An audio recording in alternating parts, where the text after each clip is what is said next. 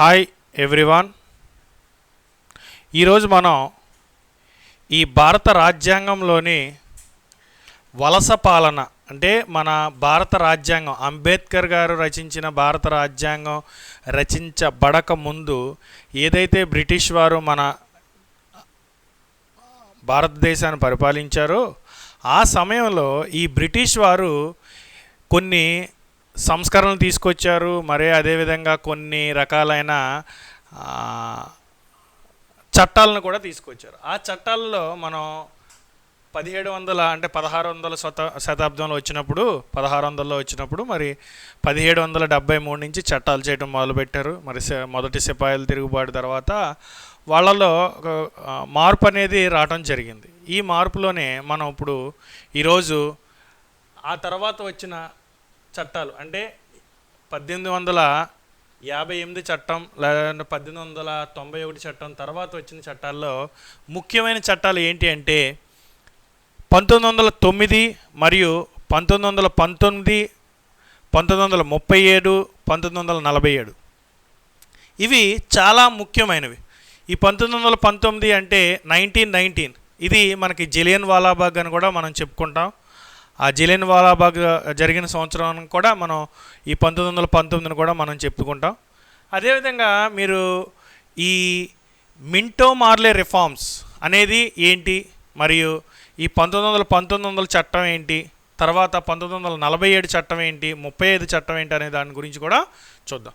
దీనిలో మొట్టమొదటిగా మనం చూస్తే 1919 మింటో మార్లే రిఫార్మ్స్ అంటారు. దాన్నే మనం మార్లే మింటో అని కూడా అంటాం. ఈ మార్లే మింటో రిఫార్మ్స్ అనేవి మనకి 1909 1909 అంటారు. 1909 1909 ఈ మార్లే మింటో అసలు ఏంటి, ఈ మార్లే ఎవరు, ఈ మింటో ఎవరు అనే దాని గురించి మనం ముందు చూస్తే ఈ మింటో అనే ఆయన మనం అంతకు ముందే చెప్పుకున్నట్లు వైస్రాయ్ అనే పదవిని క్రియేట్ చేశారు. అంటే గవర్నర్ జనరల్ ఆఫ్ ఇండియాని తర్వాత వైస్రాయ్ కింద మార్చారు. అంటే ఈ మింటో అనే ఆయన వైస్రాయ్.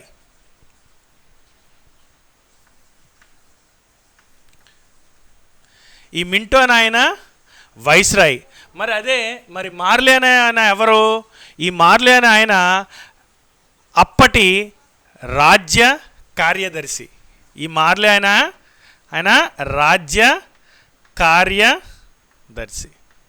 అంటే మింటో అనే ఆయన వైస్రాయ్ అయితే ఈ మార్లే అనే ఆయన అప్పటి కార్యదర్శి కింద మనం చెప్పుకోవచ్చు. మరి ఈ చట్టాలు ఏం చేశారు 1919 మరియు 1909 ఈ చట్టాలు అనేవి చాలా ఇంపార్టెంట్ కాబట్టి మనం ఈరోజు 1909 Minto Morley reforms or Morley Minto reforms అంటాం.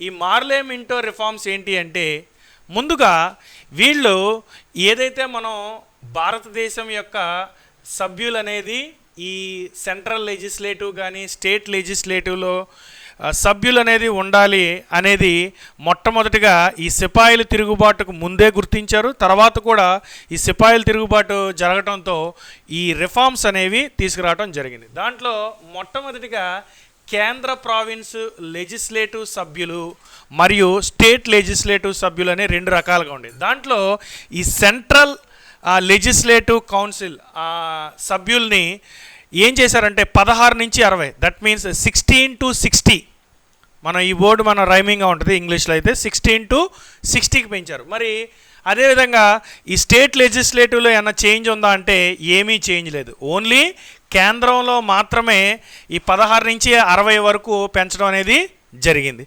అదే ఈ లెజిస్లేటివ్ కౌన్సిల్ అంటే central legislative council, state legislative council అని మనం రెండు విధాలుగా డివైడ్ చేసుకున్నప్పుడు ఈ కేంద్ర లెజిస్లేటివ్ కౌన్సిల్లో అనధికార మెజారిటీ అలాగే ఉంచారు. అంటే అనధికారం అంటే ఏంటి? నామినేటెడ్.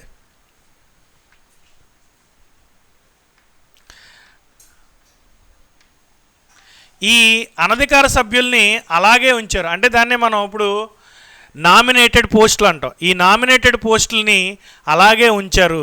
మరి ఈ ప్రావిన్స్ స్టేట్లు అంటే మనం దీన్ని ఎలా చూడాలి అంటే సెంట్రల్ స్టేట్ అనేది చూడాలి. సెంట్రల్ స్టేట్ అలాగే కానీ ప్రావిన్సీ అంటే మనం స్టేట్లోనే ప్రావిన్సీ అంటే మనం ఇప్పుడు స్టేట్ కింద చూసుకోవాలి. కానీ ప్రావిన్సీ లెజిస్లేటివ్ కౌన్సిల్లో అనధికార మెజారిటీని ఉంచారు. అంటే అనధికార మెజారిటీ అనేది మనం కేంద్రంలో ఉంది, రాష్ట్రంలోనూ కూడా అలాగే ఉంది. ఇక్కడ మనకి ఈ రెండు స్థాయిల్లో అంటే కేంద్రం సంబంధించిన దాంట్లో, రాష్ట్రం సంబంధించిన దాంట్లో వీళ్ళు ఈ అనధికార అంటే నామినేటెడ్ పోస్ట్. అంటే ఇప్పుడు మనం రాష్ట్రపతి గురించి మనం కనుక చూస్తే ఈ రాష్ట్రపతి ఏం చేస్తారంటే 12 మంది విశిష్టమైన వ్యక్తుల్ని నామినేట్ చేస్తారు. అలాగే మనం దాంట్లో సచిన్ టెండూల్కర్ కూడా ఒక ఆయన్ని నామినేట్ చేయడం జరిగింది, భారతరత్న కూడా వచ్చింది ఆయనకి. మీరు అంటే అలా అనధికార సభ్యుల్ని రాష్ట్రపతి మనకి ఎలా అయితే నామినేట్ చేస్తారో అలాగే అప్పటి చట్టాల్లో 1909 చట్టంలో కూడా వాళ్ళు నామినేటెడ్ అనధికార మెజారిటీని అలాగే ఉంచారు. అంటే మీరు నెంబర్స్ పెంచారేమో, సెంట్రల్ లెజిస్లేటివ్లో 16 నుంచి 60కి పెంచారు, కానీ ఈ నామినేటెడ్ పోస్టుల విషయంలో ఏ రకమైన రాజీ పడలేదండి. నెక్స్ట్ ఇక్కడ ఈ రెండు స్థాయిల్లో అంటే కేంద్రంలోనూ మరియు ప్రావిన్సీ స్టేట్లో ఈ రెండు స్టేట్లో కనుక మనం చూస్తే ఈ రెండు స్థాయిల్లోనూ చర్చా సంబంధమైన విధులను పెంచడం జరిగింది. ఉదాహరణ, బడ్జెట్పై తీర్మానం చేయవచ్చు, ప్రశ్నలు వేయచ్చు. అంటే వాళ్ళకి ఏం చేశారు, వాళ్ళకి విధులనే ఇచ్చారు. దేనికి సంబంధించి దాంట్లో మనం ముందుగా చూడాల్సింది బడ్జెట్పై తీర్మానం, క్వశ్చన్స్. అంటే క్వశ్చన్స్ మీద మరియు బడ్జెట్ మీద క్వశ్చన్లు వేయటం కానీ దాని గురించి తీర్మానాలు చేయటం అనే విషయంలో వీళ్ళు రెండో స్థాయిలో కూడా చేయటం జరిగింది. మరి అదేవిధంగా వైస్రాయ్ మరియు గవర్నర్లు కార్యనిర్వహణ మండలిలో మొట్టమొదటిసారిగా భారతీయుల సభ్యత్వాన్ని కల్పించారు. అంటే మనం కార్యనిర్వహణ మండలి అంటే ఏంటంటే రాష్ట్రపతి కింద వస్తారండి. ఆ కార్యనిర్వహణ మండలిలో మనకి ఇప్పుడు గవర్నర్ కానీ, కార్యనిర్వహణ అంటే ఐఏఎస్ ఐపీఎస్ అని అర్థం. అక్కడ ఈ కార్యనిర్వహణ గవర్నర్లో అంటే వైస్రాయ్ మరియు గవర్నర్ యొక్క కార్యనిర్వహణ మండలిలో మొట్టమొదటిసారిగా భారతీయులకు సభ్యత్వాన్ని కల్పించారు. అంటే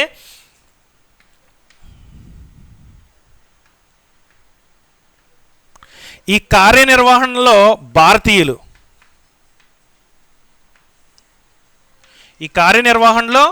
భారతీయులకు మొట్టమొదటి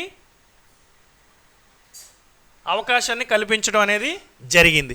దీనిలో మనకి సత్యేంద్ర ప్రసాద్ సిన్హా అనే ఆయన లా మెంబర్గా నియమించడం అనేది జరిగింది. సత్యేంద్ర ప్రసాద్ సిన్హా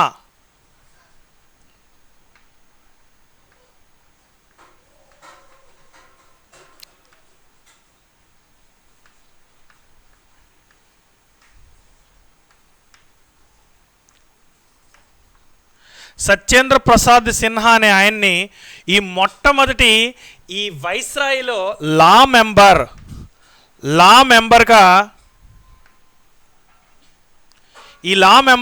మొట్టమొదటి కార్యనిర్వహణగా ఈ వైస్రాయ్ దాంట్లో మొట్టమొదటిగా భారతీయులకు అవకాశం కల్పించడం జరిగింది. మరి ఇదే విధంగా మతపరమైన రిజర్వేషన్స్ కూడా ఇచ్చారు. వీళ్ళలో మనకి రెండవది కనుక మనం చూస్తే మతపరమైన రిజర్వేషన్లు అంటే ఈ మతపరమైన రిజర్వేషన్లు అంటే ఏంటండి అంటే ముస్లింలు మాత్రమే ఎన్నుకోవాలి. అంటే ఇది మతతత్వ చట్టంగా కింద కూడా చూడటం అనేది జరిగింది. దీనిలో అంటే ముస్లింలు మాత్రమే ఎన్నుకోవాలి. అంటే ఇప్పుడు మనకున్న దాంట్లో అలాంటివి ఏమీ లేవండి.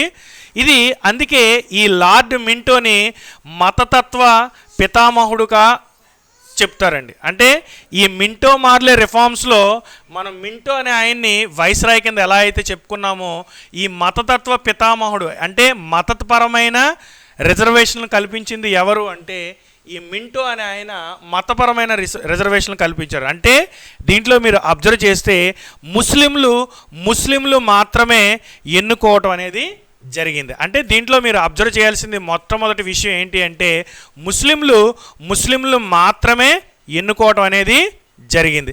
అందుకే ఈ మింటో అనే ఆయన్ని మనం మతపరమైన పితామహుడి కింద మనం చెప్పుకుంటాం. అదే రకంగా మరి దీంట్లో ముఖ్యమైన విషయాలు కనుక మనం చూస్తే దీంట్లో ముఖ్యమైన విషయాలు ఏంటి అంటే ప్రెసిడెన్సీలు, కార్పొరేషన్లు, ఛాంబర్ ఆఫ్ కామర్సు, విశ్వవిద్యాలయాలు, జమీందారులు కూడా ప్రాతినిధ్యం కల్పించింది. అంటే మనం దీంట్లో మతపరమైన రిజర్వేషన్లు ఉన్నాయి. భారతీయులకు మొట్టమొదటిసారిగా అవకాశం కల్పించారు. బడ్జెట్లో ప్రసంగించడం, ప్రశ్నలు వేయటం అనేది జరిగింది. అధికార సభ్యుల మెజారిటీని అలాగే ఉంచినా సరే ఇక్కడ మనం నెంబర్ అనేది 16 నుంచి 60 కేంద్రంలో పెంచారు, రాష్ట్రంలో అలాగే ఉంచారు. దీనిలో మెయిన్గా ప్రెసిడెన్సీ, కార్పొరేషన్లు అంటే ఇప్పుడు మనకున్న కార్పొరేషన్లు, ఛాంబర్ ఆఫ్ కామర్సు, విశ్వవిద్యాలయాలు అంటే కార్పొరేషన్లు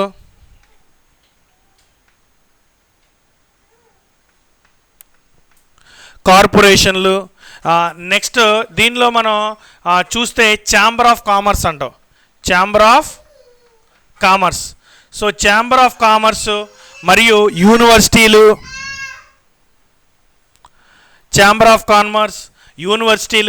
ఇలా జమీందారులు అంటే మనం చెప్పుకున్న దాంట్లో అప్పట్లో ఎవరండి ధనికమైన జమీందారు ఏమంటే ఇప్పుడు మనం చెప్పుకునే పూసపాటి వంశం ఏదైతే అశోక్ గజపతిరాజు ఫ్యామిలీ ఉన్నదో ఆ ఫ్యామిలీని మనం అంటే జమీందారులో రిచెస్ట్ జమీందారీ ఇన్ ఇండియా అని కూడా మనం చెప్తాం. అంటే ఈ భారతదేశంలో ఉన్న జమీందారీ వ్యవస్థలో అత్యంత ధనికమైన జమీందారీ ఎవరు అంటే మనం ఇప్పుడు చెప్పుకునే ఈ పూసపాటి వంశం అనే వాళ్ళు అప్పట్లో చాలా ధనికమైన జమీందారీల కింద కూడా మనం చెప్పుకోవచ్చు. అంటే మీకు గుర్తు చేయడం కోసం ఇక్కడ చెప్తున్నాను, అంతేగాని ఈ వేరే ఉద్దేశం కాదండి ఇది. అంటే ఇక్కడ మనం చూస్తే అంటే జమీందారులకు అవకాశం కల్పించారు, కార్పొరేషన్స్కి అవకాశం కల్పించారు, అదే ఛాంబర్ ఆఫ్ కామర్స్కి, యూనివర్సిటీకి, జమీందారులకి అందరికీ ఇక్కడ ఈ చట్టంలో ప్రాతినిధ్యం అనేది కల్పించడం జరిగింది. ఇది మింటో మార్లే రిఫార్మ్స్లో ఉన్న 1919 మింటో మార్లో రిఫార్మ్స్లో ఉన్న మొట్టమొదటి ఈ చట్టంలో ఉన్న ముఖ్యమైన విషయాలు ఏంటి అంటే ఇవి ఈ చట్టంలో ఉన్న ముఖ్యమైన విషయాలు. నెక్స్ట్ మనం తీసుకుంటే భారత ప్రభుత్వ చట్టం, ఇండియన్ యాక్ట్, భారత ప్రభుత్వం చట్టం అంటే ఇండియన్ గవర్నమెంట్ యాక్ట్ అనాలి. దాన్ని 1919 మనం చర్చిద్దాం. ఇక్కడ మనం 1919 ఈ 1919 భారత ప్రభుత్వ చట్టం అని కూడా అంటాం. అంటే 1919 ఇండియన్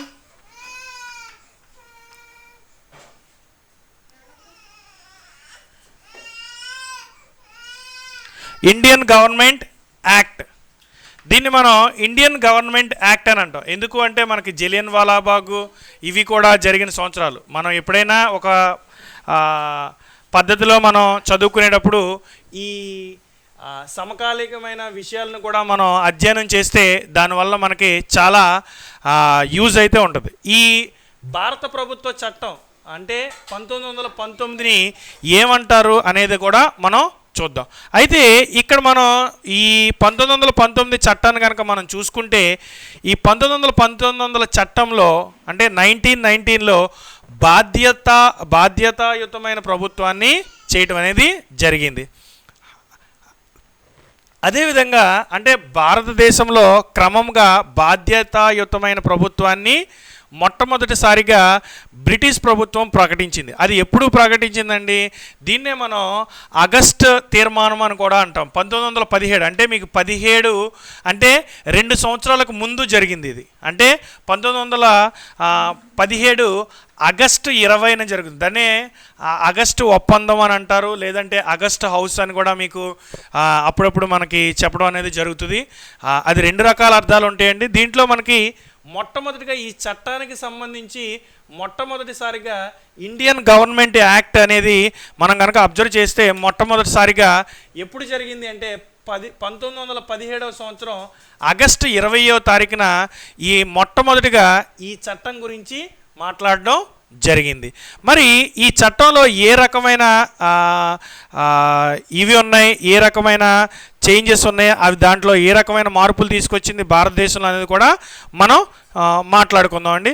దీనిలో మొట్టమొదటిగా మనం మాట్లాడాల్సిన విషయం ఏంటి అంటే అసలు ఈ చట్టంలో ఉన్న లక్షణాలు ఏంటి, ఈ చట్టాన్ని ఎవరు చేశారు, ఈ చట్టం ఎప్పుడు అమల్లోకి వచ్చింది అనే దాని గురించి కూడా మనం డిస్కస్ చేద్దాం. దీంట్లో మొట్టమొదటిగా మనం డిస్కస్ చేయాల్సింది ఏంటి అంటే ఈ ప్రభుత్వ చట్టంలో ఏమేమి ఉన్నాయి అనేది చూద్దాం. ఇది 1919లో మనకి చట్టం అనేది రావటం జరిగింది. 1919 అంటే జలియన్ వాలా బాగ్ టైం. సో మరి ఈ చట్టం ఎప్పుడు అమల్లోకి వచ్చింది? చట్టం రావటం అయితే 1919లోకి వచ్చింది. మీకు అమలు అనేది 1921కి వచ్చింది. 1921 19లో వస్తే అంటే 2 సంవత్సరాల ముందేమో దీని గురించి మాట్లాడితే 2 సంవత్సరాల తర్వాత యాక్ట్ అయింది. 2 సంవత్సరాల తర్వాత మళ్ళీ అంటే మీరు దీన్ని అబ్జర్వ్ చేస్తూ ఉంటే ఎన్ని సంవత్సరాలండి? స్టార్టింగ్ ఏమో 17, తర్వాత చట్టం వచ్చింది 19, అమల్లోకి వచ్చింది 21. అన్నిటికీ మీరు చూసుకుంటే 2 సంవత్సరాలు టైం అనేది తీసుకుంటాం జరిగింది. మరి ఈ చట్టానికి గల పేరు ఏంటి? దాన్నే మాంటెగ్ చెమ్స్ఫర్డ్ అంటారు. మాంటెగ్ చెమ్స్ఫర్డ్ సంస్కరణలు అని కూడా అంటారు. ఈ చట్టం పేరుని మాంటెగ్ చెమ్స్ఫర్డ్ యాక్ట్ అని కూడా మనం చెప్పుకుంటాం. అంటే ఈ చట్టాన్ని మనం కనుక చూస్తే ఈ చట్టం పేరు మాంటెగ్ చెమ్స్ఫర్డ్ యాక్ట్ అంటారు. అంటే మాంటెగ్ చెమ్స్ఫర్డ్ యాక్ట్స్. దీంట్లో మనం ఏంటి ఈ లక్షణాల్లో ఉన్నది ఏంటి అంటే ఇందాక మనం ఆల్రెడీ చెప్పుకున్నాం. ఈ మాంటెగ్ అనే ఆయన ఈ కార్యదర్శి. మాంటెగ్ అనే ఆయన కార్యదర్శి. మరి ఈ చెమ్స్ఫర్డ్ అనే ఆయన మరి ఎవరు? ఈ చెమ్స్ఫర్డ్ అనే ఆయన మనం ఆల్రెడీ చెప్పుకున్నాం వైస్రాయ్.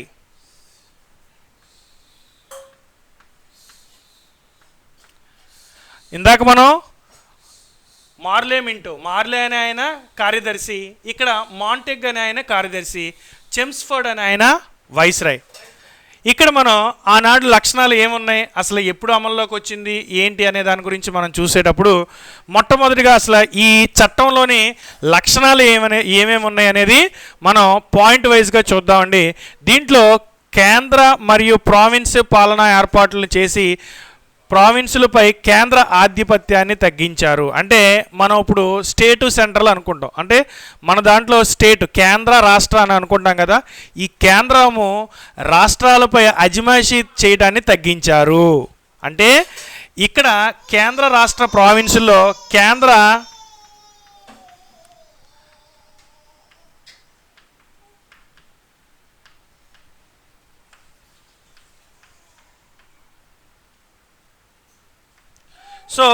రాష్ట్రాల్లో ఈ కేంద్రం అనేది ఆధిపత్యం చూపించడం జరిగింది. సో ఆ ఆధిపత్యాన్ని తగ్గించడం అనేది చేశారు. మరియు ఇక్కడ కనుక మనం చూస్తే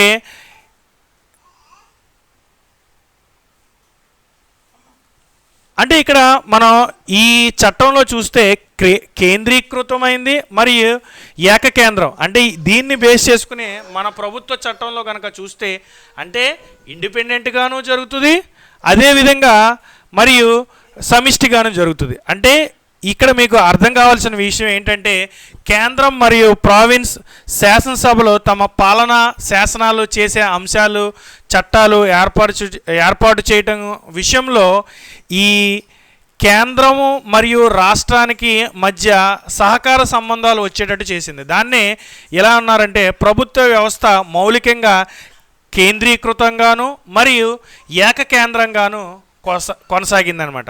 అంటే దీన్నే మనం ఏం చెప్తామంటే కేంద్రీకృతం ఏకకేంద్రం. కేంద్రీకృతంగా జరిగింది,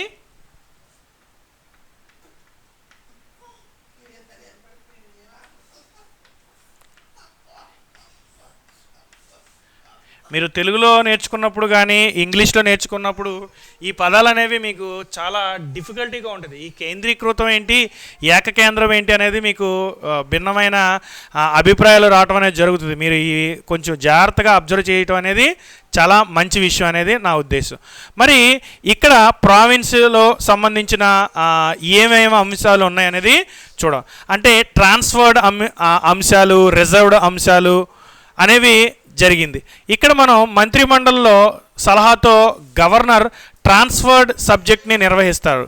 అయితే లెజిస్లేటివ్ కౌన్సిల్లో బాధ్యత వహించకుండా గవర్నర్ అతని కార్యనిర్వహణ మండలికి రిజర్వ్ సబ్జెక్ట్ని నిర్వహిస్తారు. అంటే మీకు ఇది కొంచెం డిఫికల్ట్గా ఉన్నట్టు ఉంటుంది. దీన్నే ద్వంద్వ పరిపాలన అని కూడా అంటారు. అంటే మనకి ఇప్పుడు ఏదైతే మనం చెప్పుకున్న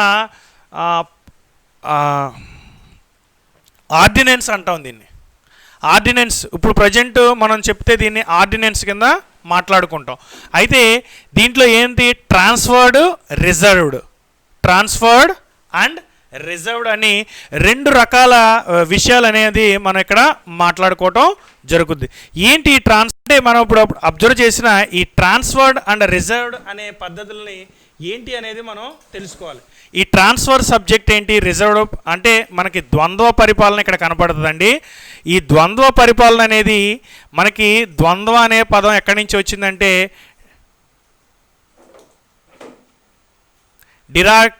డిరార్కీ అనే పదం నుంచి, గ్రీకు పదం నుంచి అని వచ్చింది. డిరార్కీ అంటే ఏంటంటే డబుల్ అనే అర్థం. అంటే ఈ డబుల్ పాలన అనే ప్రయోగం మాత్రం ఫలించలేదు. అంటే ఇక్కడ ఏం జరిగింది, మీకు ట్రాన్స్ఫర్డ్ అన్నారు, రిజర్వ్డ్ అన్నారు. అంటే ఈ ట్రాన్స్ఫర్డ్, రిజర్వ్డ్ అనే దాని గురించి చెప్పడం అనేది చెప్పింది. అందుకే మనం కేంద్రీకృత ఏకకేంద్రం అనేది మొట్టమొదటిగా మనం చెప్పడం జరిగింది. ఈ ట్రాన్స్ఫర్డ్, రిజర్వ్డ్ అనేది మంత్రిమండలికి సలహాతో పాటు గవర్నర్కి కూడా ట్రాన్స్ఫర్ సబ్జెక్ట్ని నిర్వహిస్తాడు. లెజిస్లేటివ్ కౌన్సిల్కి బాధ్యత వహిస్తాడు. గవర్నర్ అతని కార్యనిర్వహణ మండలి రిజర్వ్ సబ్జెక్ట్ని నిర్వహిస్తాడు. ఇది ఏ విధంగా మనం ఈ రిజర్వ్డ్ అని, మళ్ళీ అదేవిధంగా ట్రాన్స్ఫర్డ్ సబ్జెక్ట్ అని ఈ రెండు రకాల సబ్జెక్ట్.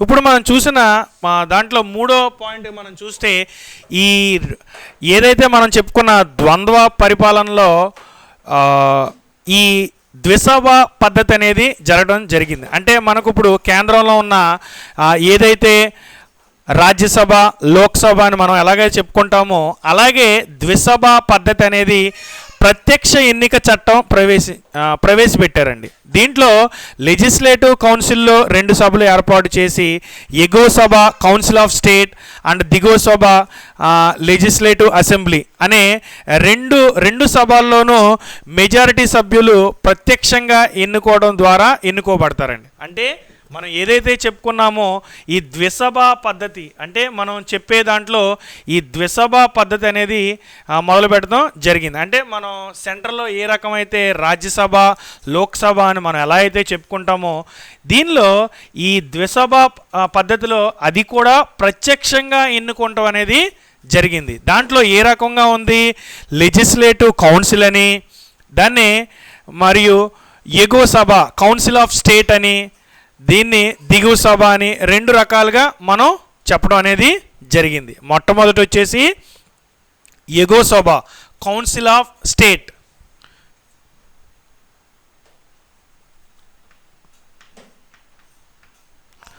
Council of state.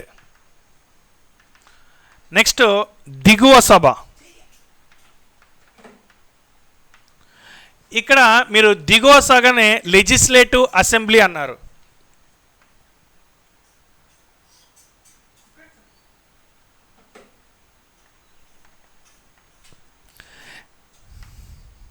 ఈ లెజిస్లేటివ్ అసెంబ్లీ అనేది దిగువ సభ కిందను, మరియు ఏదైతే ఎగువ సభని కౌన్సిల్ ఆఫ్ స్టేట్, ఎగువ సభని కౌన్సిల్ ఆఫ్ స్టేట్, దిగువ సభని లెజిస్లేటివ్ అసెంబ్లీ అని రెండు రకాలుగా విభజించడం అనేది జరిగింది. ఇది కూడా ప్రత్యక్షంగా ఎన్నుకోవడం కూడా జరిగిందండి.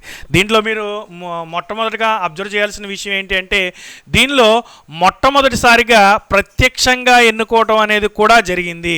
మనం ఇవి మర్చిపోకూడదు.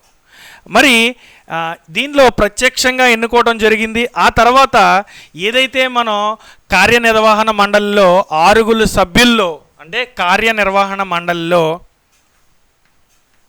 అంటే కార్యనిర్వహణ అంటే గవర్నర్, రాష్ట్రపతి వస్తారు. అంటే ఐఏఎస్లు ఐపీఎస్లు మనం ఎలా అయితే మాట్లాడుకుంటామో అలాగే కార్యనిర్వహణలో మనకి ఇక్కడ 6 కార్యనిర్వహణ మండలి ఉంటారు. అంటే వైస్రాయ్కి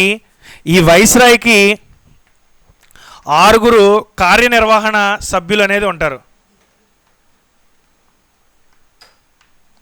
ఈ 6 సభ్యుల్లో కార్యనిర్వహణలో 3 మాత్రం భారతీయ సభ్యులు ఉన్నారు. అంటే దీంట్లో 3 సభ్యులు ఉంటారు. దాంట్లో కమాండర్ ఇన్ చీఫ్ అంటారు. అంటే కమాండర్ ఇన్ చీఫ్ అంటే మనం ఇప్పుడు ఏదైతే చెప్పుకున్నామో త్రివిధ దళాలలో అంటే దానికి సంబంధించిన హెడ్ల కింద కూడా మనం అనుకోవచ్చు దాన్ని.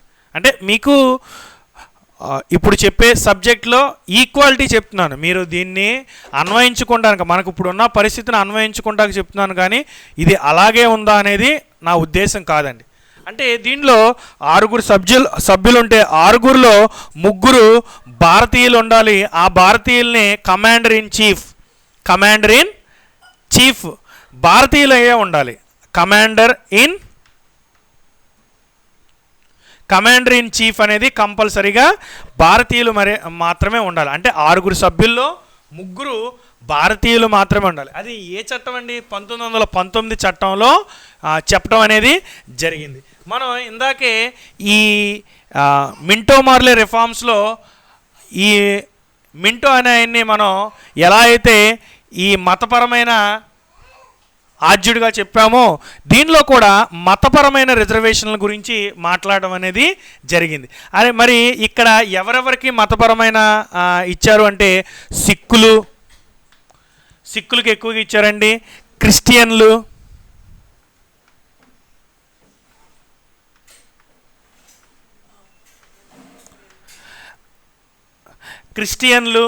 మరియు ఆంగ్లో ఇండియన్లు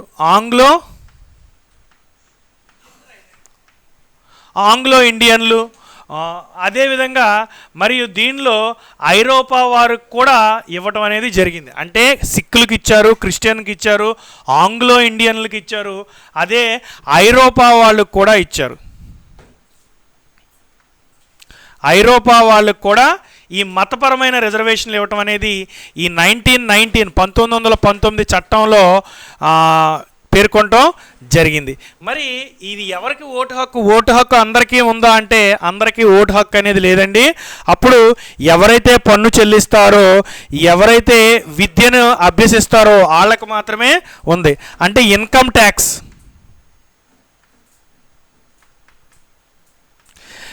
ట్యాక్స్ చెల్లించే వారికి మరియు విద్య అంటే ఎవరైతే చదువుకున్నారో వాళ్ళకు మాత్రమే ఈ రకమైన ఓటింగ్ అనేది జరిగింది. అంటే మనం ఎక్కడైతే ఈ 16 నుంచి అంతకుముందు చెప్పుకున్న యాక్ట్లో వాళ్ళని పెంచడం అనేది జరిగిందో ప్రత్యక్షంగా ఎన్నుకోవడం కూడా జరిగింది. దీంట్లో ఈ ప్రత్యక్షంగా ఎన్నుకునే దాంట్లో ఎవరికి ఓటు హక్కు ఉండేది? అప్పుడు ఇన్కమ్ ట్యాక్స్ ఎవరైతే చెల్లిస్తారో, ఎవరైతే చదువుకుంటారో వాళ్ళకు మాత్రమే ఈ ఓటు హక్కు అనేది కల్పించడం జరిగింది. మరియు ఇక్కడ కనుక మనం చూసుకుంటే లండన్లో హై కమిషన్ అనే పదవిని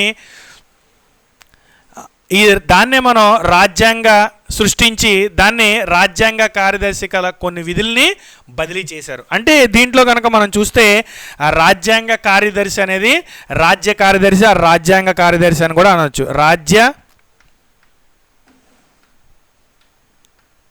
అంటే మనకిప్పుడు ఉండే దాంట్లో చీఫ్ సెక్రటరీ అనే మాట వాడతాం. ఈ చీఫ్ సెక్రటరీ కానీ సెక్రటరీ అనే ఆయనకి ఈ హై కమిషన్ అంటే భారత్పై హై కమిషన్ అనే పదవిని సృష్టించడం జరిగింది. దాన్నే రాజ్య కార్యదర్శి అని కూడా మనం అంటాం. ఇక్కడే మనం కార్యదర్శి మాంటెక్స్ చెమ్స్ఫర్డ్ అనే దాని గురించి మనం మాట్లాడుకున్నాం. ఈ రాజ్య కార్యదర్శి అంటే లండన్లో భారత్పై కమిషన్ అనే పదాన్ని సృష్టించడం జరిగింది. ఈ యాక్ట్లో ఉన్న అంశాల్లో ముఖ్యమైన అంశాలని మనం అబ్జర్వ్ చేస్తే ఈ రకమైన అంశాలని వాళ్ళు మాట్లాడటం అనేది జరిగింది. దీంతోపాటు మనం 8వ పాయింట్ అంటే కార్యదర్శి అనే దాన్ని లండన్లో సృష్టించడం అనేది జరిగింది. పబ్లిక్ సర్వీస్ కమిషన్ చట్టాన్ని కూడా రూపొందించడం జరిగింది. నెక్స్ట్ సివిల్ సర్వెంట్ ఎంపిక చేయడానికి 1926లో కేంద్ర పబ్లిక్ సర్వీస్ కమిషన్ కూడా ఏర్పాటు చేశారు. మనం ఇప్పుడు అనుకునే యూపీఎస్సీ ఉంది కదా, అదే యూపీఎస్సీని మొట్టమొదట వాళ్ళు 1926లో వాళ్ళు ఏర్పాటు చేయడం జరిగింది. అంటే మన ఐఏఎస్ ఐపీఎస్కి ఎలా అయితే ప్రిపేర్ అవుతామో అలా ప్రిపేర్ అవటం కోసం పబ్లిక్ సర్వీస్ కమిషన్ చట్టాన్ని రూపొందించడం జరిగింది. అంటే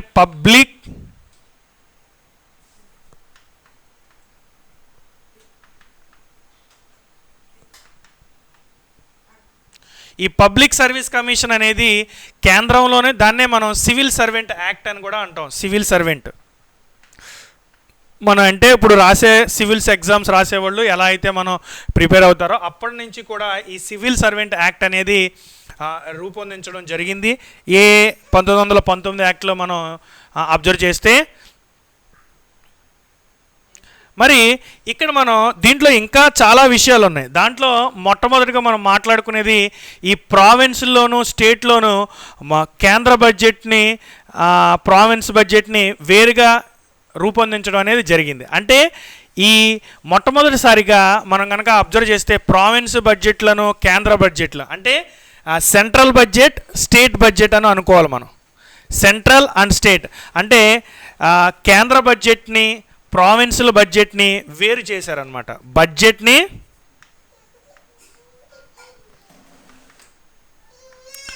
ఈ బడ్జెట్ని వేరు చేయడం అనేది జరిగింది. సెంట్రల్ అండ్ స్టేట్ అనే దాన్ని సపరేట్ చేయడం అనేది జరిగింది. ఇక్కడ మనం చూస్తే దీంట్లో ప్రావిన్స్లో శాసనసభకు ఇచ్చిందనమాట. అంటే స్టేటు సెంట్రల్ బడ్జెట్ని మార్చి ఆ బడ్జెట్లో ఈ సెంట్రల్లో స్టేట్కి అనే దానికి ఇవ్వటం అనేది జరిగింది. దీనిలో అదేవిధంగా భారతీయుల పనితీరుని పరిశీలించడానికి దాని గురించి అమల్లో వచ్చిన 10 సంవత్సరాల తర్వాత నివేదిక సమర్పించడం అని స్టాట్యూటరీ కమిటీని కూడా ఏర్పాటు చేయడం జరిగింది. అంటే ఈ స్టాట్యూటరీ కమిటీ అనేది కనుక మనం చూస్తే ఏదైతే మనం చెప్పుకున్న 10 సంవత్సరాలు నివేదిక అందించబడిందనమాట. అంటే ఈ కమిషన్ ఏం జరుగుతుంది అంటే మనం 1717లో దీని గురించి మాట్లాడితే ఈ కమిషన్ అనేది ఉండదు. దాన్నే మనం సైమన్ కమిషన్ అని కూడా మనం చెప్పుకుంటాం. దాన్ని నెక్స్ట్ పాయింట్స్లో మనం దాన్ని డిస్కస్ చేద్దామండి. ఈ సైమన్ కమిషన్ గురించి కూడా మనం నెక్స్ట్ అంటే ఈ 1917లో చట్టం గురించి మాట్లాడితే 1919లో యాక్ట్ వస్తే అది 1921లో జరిగింది. అంటే 17లో చట్టం గురించి మాట్లాడితే 19లో చట్టం వస్తే అమలు 21లో జరిగింది. అంటే అన్నిటికీ 2 సంవత్సరాలు గ్యాప్ అనేది జరగడం జరిగింది. ఈ పనితీరు గురించి మళ్ళీ వీళ్ళు స్టాట్యూటరీ కమిటీ అనేది వేయడం జరిగేది. ఆ స్టాట్యూటరీ అనే కమిటీనే మనం సైమన్ కమిషన్ అని అంటాము. ఆ సైమన్ కమిషన్ గురించి మనం డిస్కస్ చేద్దాం. ఇప్పటి వరకు మనం 1909, 1919 2 చట్టాల గురించి సవినయంగా మనం మొత్తం కూలంకషంగా నేర్చుకున్నారు, మీరు విన్నారు. మరి అదేవిధంగా సైమన్ కమిషను మరి నా నెక్స్ట్ వీడియో సైమన్ కమిషన్తో పాటు భారత ప్రభుత్వ చట్టం 1947 చట్టం గురించి 35 చట్టం గురించి కూడా మాట్లాడుకుందామండి. ఈ మాట్లాడుకునే ముందు ఈరోజు నా వీడియోని మీరు అందరూ చూసినందుకు మీ అందరికీ ధన్యవాదాలు. అదేవిధంగా ఈ వీడియో నచ్చితే మీ ఫ్రెండ్స్తో షేర్ చేయండి, అదేవిధంగా లైక్ చేయండి మరియు సబ్స్క్రైబ్ చేసుకోండి నా ఛానల్. ఇంతవరకు నా ఛానల్ విన్నందుకు మీకు ధన్యవాదాలు. అదేవిధంగా సబ్స్క్రైబ్ చేయటం మాత్రం మర్చిపోకండి. Thank you.